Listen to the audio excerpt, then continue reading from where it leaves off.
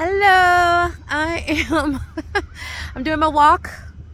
You can't tell, but I've lost like 10 pounds in the last like month and a half by walking while fasting. I do alternate day fasting, whatever. It's not what it's about, but that's why I'm doing it at the same time because um, I do a lot of walking. I try to hit 20,000 to 30,000 steps a day. It's about 8 to 12 miles, but it works for the weight loss.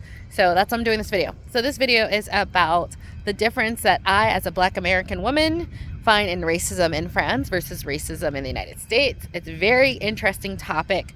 And and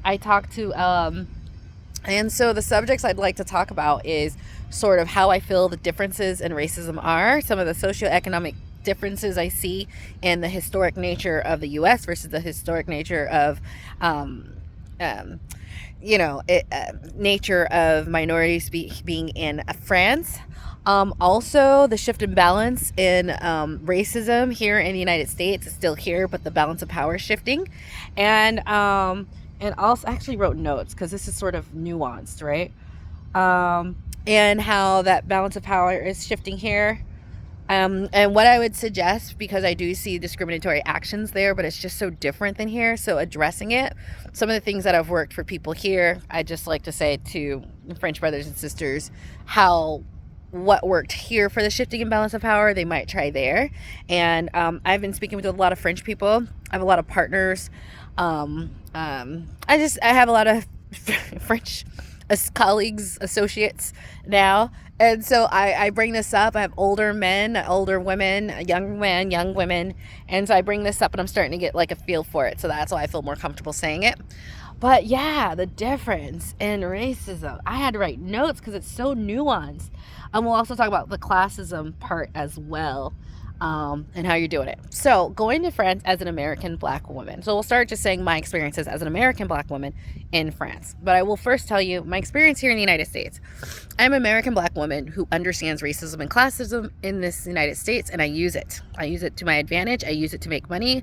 Not in a weird way, but just I understand more about racism than they do. So I know their moves. So I can make better moves because I know their moves. So when you understand, that came from just life experiences, analyzing things, climbing the socioeconomic ladder. So I started off lower class Black and low income, and through education and through my jobs and careers, as well as networking and increasing my level of class and understanding of class, I've been able to navigate to a pretty high upper middle class culture, and lifestyle. So in order to elevate like that, you really have to understand what you're working with, right? So I'm 41, I'm here, and I have 2 channels. I have a travel channel, I have a real estate investing channel, and I have a spiritual channel. This one is going on my spiritual channel, which I target Black women.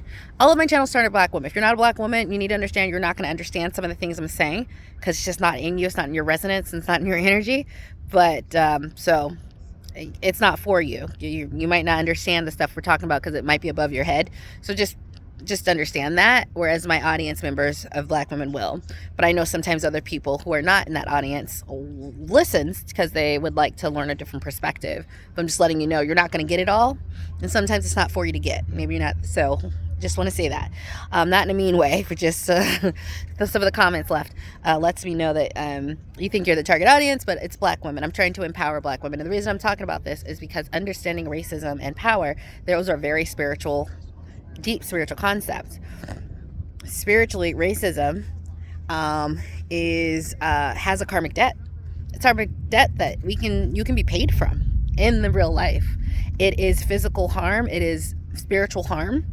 And a lot of that can be returned to sender. So if you're talking about spirituality, well, understanding the spiritual ability and the spiritual powers you have to recreate, to equalize that, or to pay debts due, is part of the discussion. And so that's why I want to talk about it, because I don't just understand racism from a way to navigate it, but also spiritually and it's very empowering spiritually, because it puts you on a higher spiritual plane and footing, as well as the ability to demand spiritual reparations.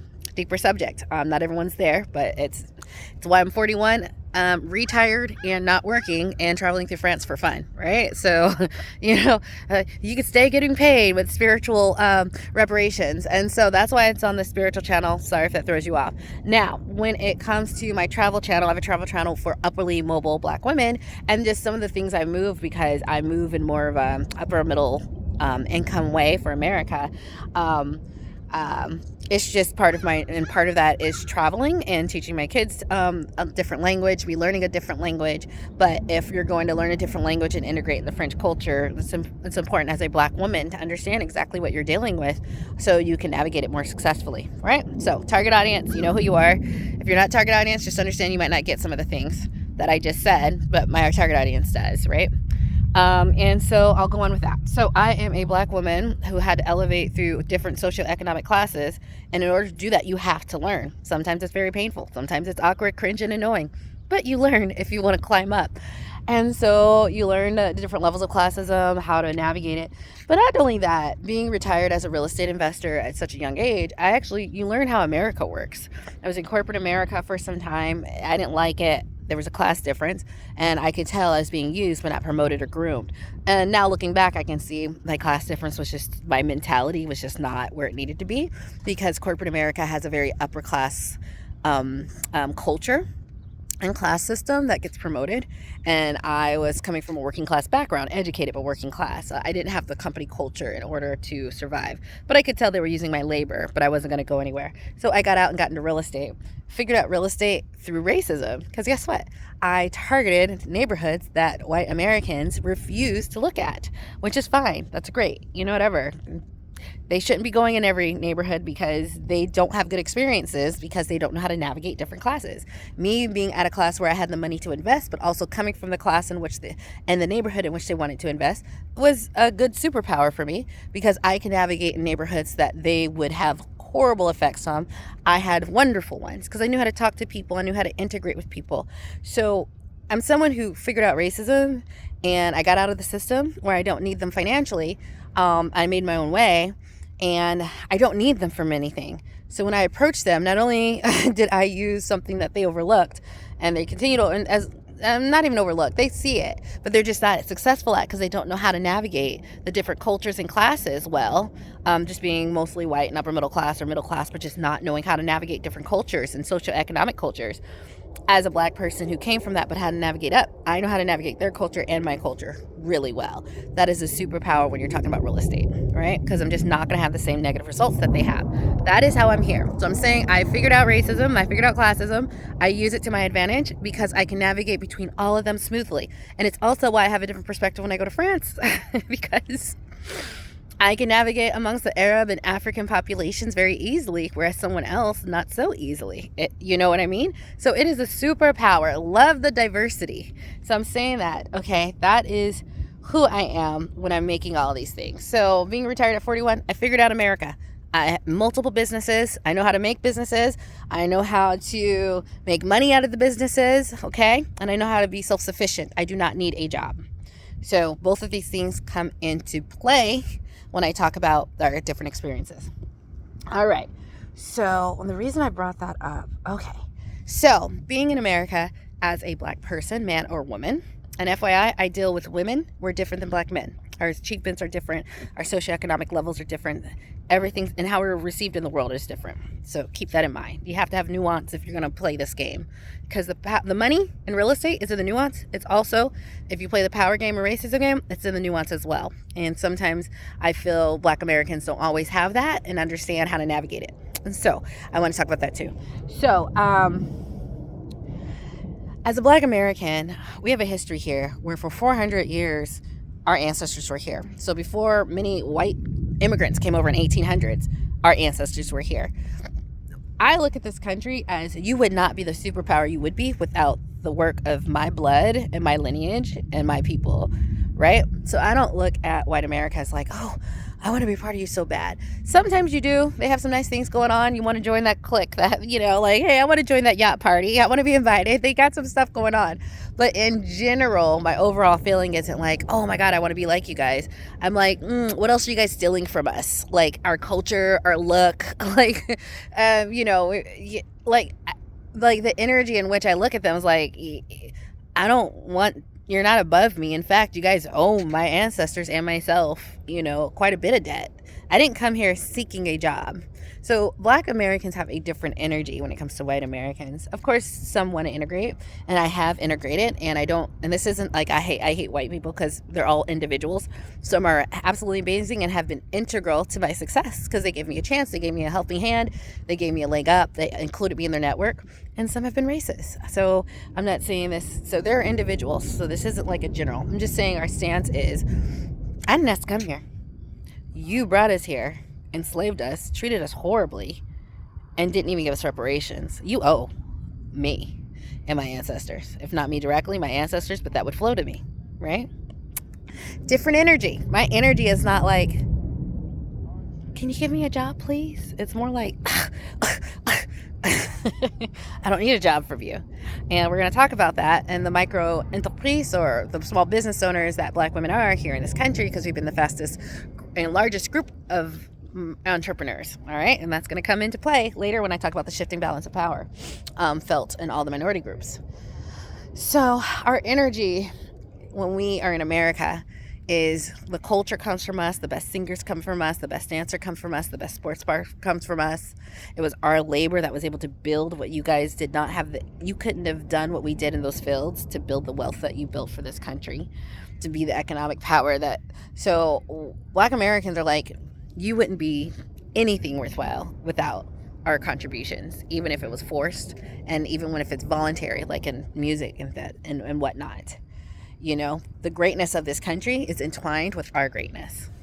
And I think there's many reasons for our greatness. I think because we're a very big genetic mix of Africans, because they put different Africans next to each other, right, on the plane, and we bred with different African people. So we have a great diversity. We're not just Ethiopian, you're not just Cote d'Ivoire, you're not just Nigerian. We have huge genetic diversity within the Black American diaspora amongst Africans, right? And then we also have a bit of white genetics. I know I have about 12%. And all of that can be used. All of that genetic diversity, we tap into that. And I think that's why Black Americans have such a unique spark compared to other Africans around the world. And I think it's because of that genetic diversity, because sometimes I pull on some of that innate blood, that knowledge in the blood of like people from the Congo, or from the people from Nigeria, or from my English ancestors when I'm doing business, right? Like it might be 8%, but it's there. Like there is information and knowledge in your blood, like it's in me. And Black Americans have a great diversity, and I think that's why we can be so powerful and spark so much change, because just genetic diversity brings genetic strength, right? So that's our energy. You owe us a job. Like you don't mean they're gonna hire us, and we do suffer discrimination, but our energy is just like, you wouldn't be anything without us. Stop the cap. We know it, you know it. So let's do what we need to do. Like, don't be super uppity, right? So that's different. So when Black Americans leave this country, we experience racism in other countries, but I don't know, it's almost like we know how to ride this train, right? Like, so it's just, we do know how to ride this train. It's not a good train. It's not a pretty train. And there are, it's hurtful. It's damaging. Self-hatred and colorism develops because of it. Really bad negative traits have developed because of it. So there's a lot of things that are part of many Black Americans being part of the permanent underclass now, that has been inherited and keeps sort of fulfilling itself, as well as overlaid with corporatism and capitalism, where a part of my community acting a fool and going to jail is worth $40,000-$50,000 a year to the prison industrial complex, to Microsoft, who's using the prison industrial complex, to people who service the industrial complex, right? So like, even though it's a mess, it's still a mess that has an economic output. In American culture is all about economic output and economic numbers, right? So it's a bit complex, right? Inherited traits that fulfill the dysfunction and the permanent underclass, but the permanent underclass feeds a lot of different industries and keeps their bottom line running, right? So all of a sudden, a permanent underclass isn't a bad thing when corporations figure out how to make money out of it. You got to know the game if you're going to play. Like, you got to know the game first if you're going to be able to play it, right? So understand the permanent underclassing is not a bad thing for both prison, industrial complex, as well as sex trafficking and other really horrible things that disproportionately impact our community, which we have so many missing men and girls, young women and girls. Okay, so that's our energy. So I go to France, and it's interesting because I'm just watching, and the energy is different because most, they'll tell you this, there's like the French de souche, like the rooted French, people who are there for generations, the white French, they're already thinking they're the greatest. And then you have a flood of immigrants from Africa and the Arab country, Northern Africa, and they want a job from you. And you're sort of like, I don't know. So the balance of power is already from you came here, maybe legally, maybe illegally, to ask us for a job. So they're already here and you're down here. So I'm just saying, I'm not saying it's right. I'm just saying the imbalance is there already, right? Now, the France wanted all the laborers for jobs they don't want. Just like here, there's people, I'm not in the field picking cotton. Like, there's people who are from other countries who'll do it, and they do a great job, FYI. So I'm not saying anything about it. I love that they do it because someone needs to. But there are jobs that Americans just feel they just don't want to do because of the level of how hard of a job it is for what the pay is, and we just would choose other things. So, here we have people on the farmland, and they pay rather well, but the amount of work for 8 hours a day picking strawberries is really hard. So Americans are like, well, I'd rather make it some other way, but we have immigrant labor to do it. Same in France. They wanted laborers, right, and service workers. So when I go to France, all I see when I go to the hotel, the service staff, it's like a mix of black, white, and Arab, right? Mostly black and white now that you say. I honestly don't see a lot of Arabs working. I think I see them working more construction. That'll come into it later. So I'm just saying it already has a balance of power. They can't go saying, you owe me things with the same energy that a black American person has, right? I mean, you came here. So you can say, for humanity's sakes, you owe me common decency and this and that. But we're going to get into it because when you come to someone from a job, so the reason I can navigate around white spaces now as a financially independent person, I'm not competing with them. When I was in corporate America, I was a competitor. And one thing I've learned about white Americans, they are competitive, right? So I can imagine the French people are like that too. Everything's a competition. So when I was in the workplace with them, no, they weren't going to be nice. And yeah, they didn't care if anything happened to me. That was competition. But when I come to them and I'm not trying to work with them, I mean, they're fine. All of a sudden, the edge in which they were approaching me really just disappears. Now, in France, people there who are Arab and African descent, they're competing with other white French. That's competition. And I'm just going to say, my brothers and sisters out there, as long as you're competing with them, it's always going to be a competition. And it's us versus them. They're not going to let go of that. So the whole thing, so it was interesting when I go to France, like when I watch the TV shows on Netflix, and I'm watching that to get a better idea, all you see is white people, right? And then I get to France, and it's super multicultural. I honestly think it's more multicultural than the United States. And I was like, ooh, they didn't want to show any of this, right? But, and I'm looking at the black women, I was like, how come I don't see any? I see Arab men and black men on Netflix shows, and white men and white women, but they do not show black women, or Arab women especially. I think I've seen 2, and I've just been binge watching, trying to learn more French. And you get there and I'm like, well, they're here, and I'm just like, power. Okay, it's a power play. It's a power play to try to hold on to the reins. But because they are there, and they are smart, and they are educated, and they are doing their thing, so no representation. And the only ones I do see on the shows are like métis, which is mixed, but that's not correct. Bicultural is what you say in France, and we say biracial because a mix is an animal. Mulatto is like, I think, a mule or something. It comes from the root derivative. So there's already an imbalance of power, but it's not like... So here, if you want to forget all the slavery and the 400 years and all the discrimination, you can, but everyone's aware of it. So you can't be that uppity as a white American, right? In France, you can be a little, it's not right. I'm just saying they don't have that extra, like, oh, we did all this bad stuff to you guys, and now you're dealing with, like, they don't have that. They get sort of, they always were uppity, right? And that's what that's a cultural trait that I don't, whatever. I don't mind, actually. But it's different. So the whole dynamic is just like, they don't necessarily owe you reparations necessarily. And then, and codified in their law, like, they don't take like census data about who's black or white and the different treatment. So you can't even, unless it's anecdotal, you can't even get scientific studies the way you can in the United States about, like, well, no, we know they're 3 times more likely to die with a white doctor than with a black doctor. If it's a black woman, we know that in school they have these rates. We know that they are incarcerated and at 10 times the rate as X for the same exact crime. We have all that data, but they don't do that in France. So, like, how can you pinpoint something you don't do? So it's very interesting because the imbalance of power is already there, and they don't have anything that makes them go, that goes, we owe you anything. You came to them. And so that is an interesting aspect. So the difference, though, also is, so it's, the imbalance of power is already there. So they're fighting for equality and justice, which is humanity, right? Like, just treat me as a normal.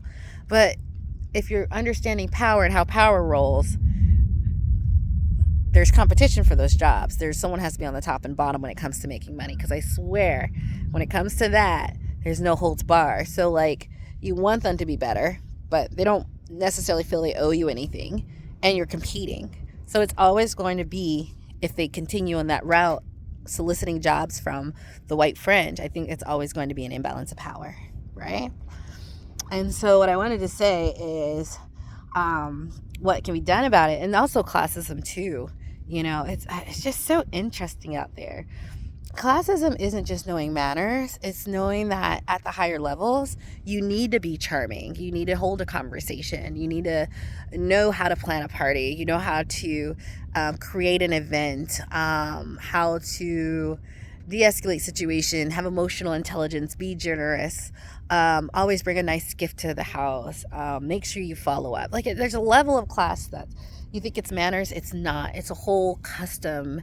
It's customs on how you do things. And I also think that once you master that, those softer arts, it'll be much easier. But if you don't master them, you're never going to be one of them. But if you do, it is easier, because you're right in alignment. Like, sometimes I elevate their level of class, and they're used, because I've had to learn it. And so they're surprised that I initiate the kisses on the cheek, and, like, this is what we're doing, and the follow-up and the date, and planning around it. And then after that, and they see that, they're so much more, the white French are so much more comfortable that I happen to meet doing it, but that I know the game, I know the rules. And I find that a lot of Black Americans, or just sometimes when we come from a different culture, we're not sure of their rules for their social customs, and it's just something that holds us back, because that can be just as powerful as overcoming anything. But I wanted to talk about something else. So the thing is, as long as you're soliciting jobs for them, they get to stay on top. Not only do they not owe you anything in that particular country, or they don't feel like they do because you came over there. They didn't. Maybe they asked for it. Maybe they did. I don't know how much they were soliciting for immigrant labor for constructions during the 70s. But they're always going to be competitive when it comes to making money. That, like, you have to understand, like, white people, when it comes to work, man, they show up on time, get there late. No, work is everything. I don't know. Like, you're competing, so it's never going to be good for you. Like, never. Your competition. So what has happened here is what I would advise to my brothers and sisters there. Black women in the United States are the fastest group of, hold on one second. Yeah, so what I was able to do in the States, and so let me tell you about the balance of power and shifting. But it all has to do with being an entrepreneur and leaving the system to ask for jobs for them and creating your own business. Now, and I know there's a difference in France, because the idea of micro-entreprise, which is like small business owner, where it's like a single person just making enough to live, that's newer, wasn't part of your culture 20 years ago, but I know it's growing and growing because the current system can't handle all the people who need to make money to survive. But I want to tell you about the balance and shifting of power in the United States when it comes to racism. And you might notice this because our voices are louder and louder. So here in the United States, we have a huge culture of money and business. They are very business friendly. If you have a business, you don't even pay taxes because you get all your money back in tax write-offs and deductions. If you have real estate, you're not paying as much in property gains tax, so you could sell your stuff and you're only paying 15 or 29%. You're not paying 50% like in France. So you can make money and actually profit from the money. Yeah, you'll pay a little taxes, but it's a little, it's not a lot. So with that, in the last 20 years, last 30 years, Black women are like has been the largest group of entrepreneurs, growing group of entrepreneurs every year for like the last 20 years. That means there's a ton of Black women in this country who have learned how to make their own businesses, survive on their own businesses. And now there's a network of other Black women coaches to host other Black women successfully. And we're doing very well. And so this is a spiritual aspect. We are creation. We are the first. When we are creative, when we manifest, it is like magic. It's not just like we can take two shoestrings and put it together and build a city. And so we've taken all of the opportunities to build businesses in America, and we're doing it, and we're leaving corporate America to do it, and we're finding success. So now before, if you saw a picture of who was retired at 41, they look like me now, right? We are creation. We are the first. We birthed everything else. When it comes to the spiritual aspects of things, when we know our power and skill, we can do whatever we want. Even retire at 41 and travel around the world and date whoever the heck, whatever you want. And we've been doing it with businesses. And we're running successful businesses. Okay? Completely with only Black women being the majority. Majority of my clients are Black women. 80% Black women, 20% white males. Funny, huh? Right? Who come to me for my services. And I'm good. And so I continue to do it. So even though I'm not working, if money, I don't know, money finds me, clients find me, and I work with them. But what I'm saying is for the last 20 years, the balance of power is shifting here in the United States because of micro entrepreneurs like myself and other Black women. And we've been doing this for 20 years straight. We do more businesses than any other group.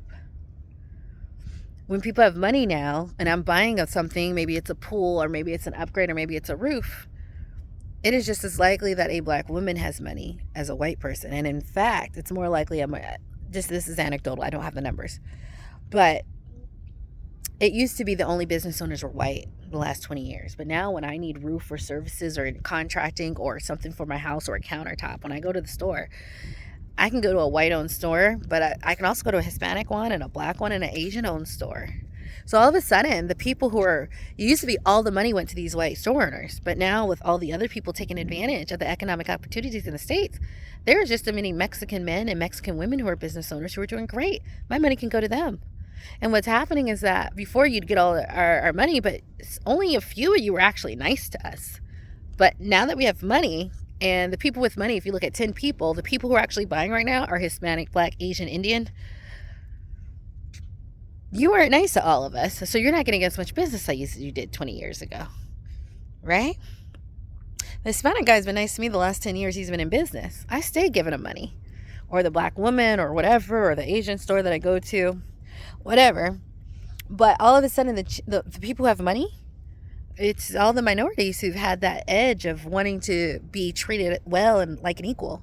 And right now you see all these Karens and male, mostly female, who are used to being like treated like number one, being treated like a number because you are. You know, it's funny when I go to my French classes or I'm traveling, like you would think all the people I talk to would be all white. They're not. They're Southeast Asian. There's Asian. They're Black, Hispanic. And I'm comfortable with all of them, but a white person necessarily isn't. So in the United States, money is power, and the money's now in the minorities. And there's all these shops that used to get all the business, and now they're getting none. Or maybe it's half of what it used to be, because they weren't treating people right. Right? Now the ones who were treating people right, they're doing great.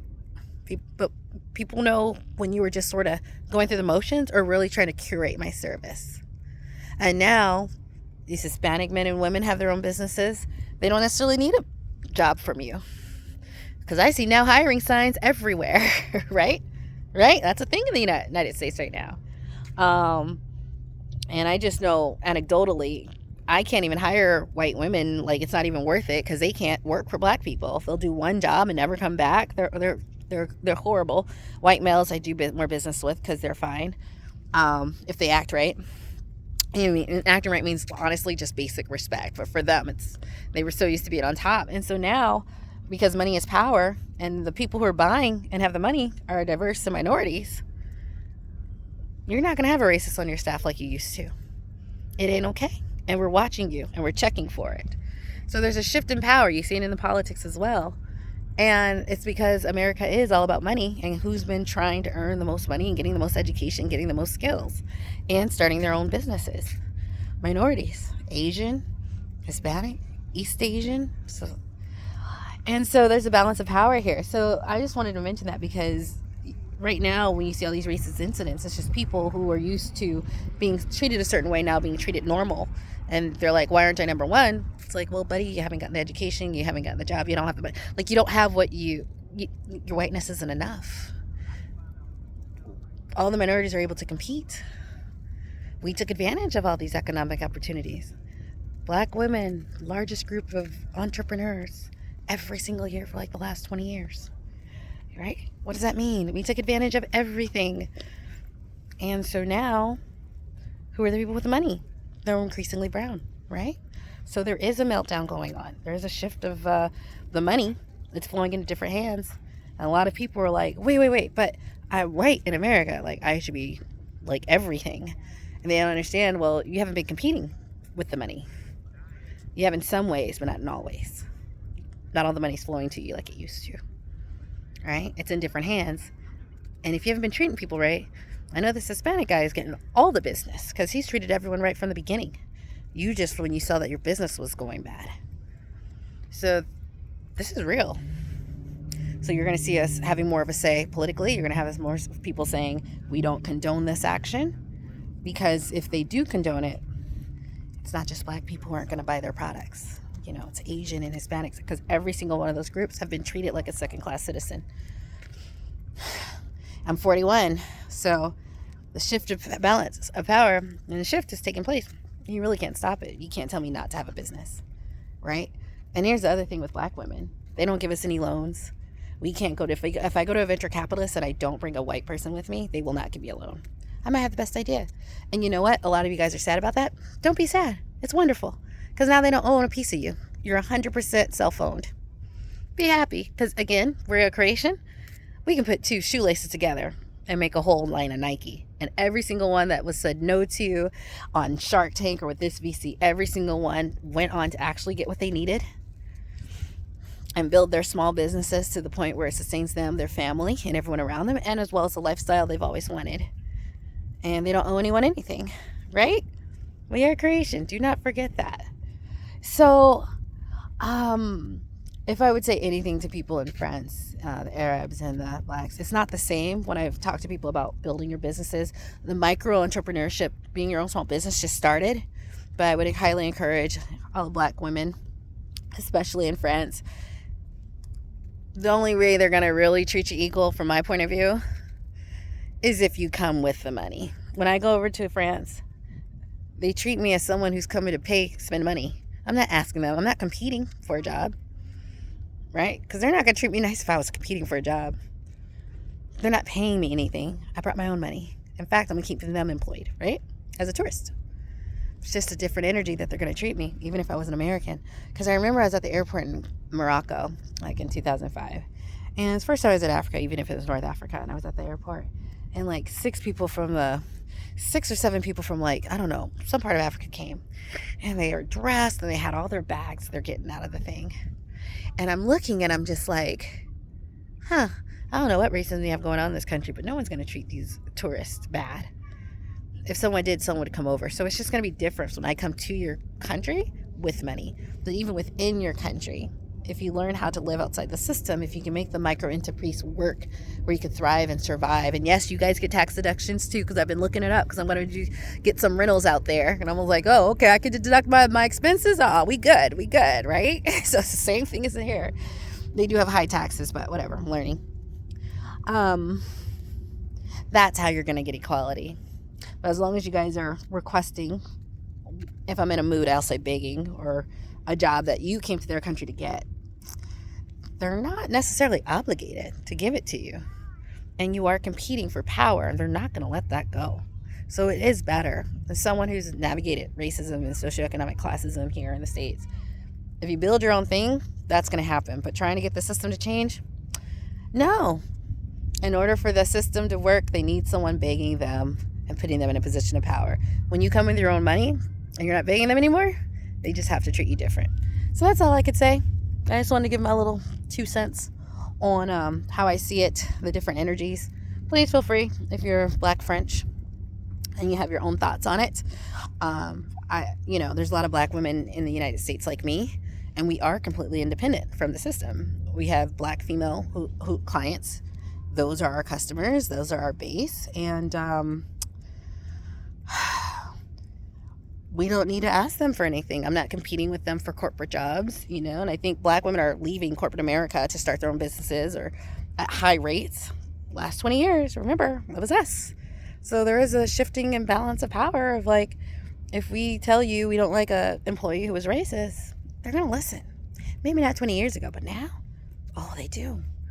But it's not just us, because when, the Hispanic woman also has their own businesses, right? They have whole communities that they make, and so the Asian as well. So it's just really different who they really need to be nice to now if they want to be profitable. And America wants to stay profitable, right? Because we're all about that bottom line. So that would be the way to do it. And honestly, it's not hard. I mean, French women, if you see this, we have the ability to create whatever we want. Y'all are straight from the source, so all that deep melanin that connects you closer to your creation power. So it should be, even you might find in the next 20 years, if you guys started this, that you'll be surprised at how successful you are. Anyways, I hope that was coherent and you understood where I was coming from. It's just, as a Black woman traveler, as a Black mom, I want to integrate into the society. But I'm aware of racism, and I was like, okay, I recognize some of this. I recognize some of that. But I'm also aware of how I'm treating different, but I know why I'm being treated differently, right? Right? Money talks. And as a tourist or someone who's not competing, that power talks as well. When you're competing for jobs, it's going to be a power play with them. When it comes to that culture, white, French white or American white, when it comes to jobs, when it comes to being in power, they're going to flex it. And the only time they have been able to flex it is when I didn't need their jobs. They didn't have any power over me. So I would say it's going to be the same for you guys. Don't be scared to be a micro entrepreneur. Go ahead and start it. As Black women, you'll be pleasantly surprised how we can rub anything together and make whatever we want. Like I said, this is a spiritual aspect. We are creation. Don't be scared. Just listen to the inside and go for it. But that's true freedom from this system, because it's a corporate system. And that's how they retain power.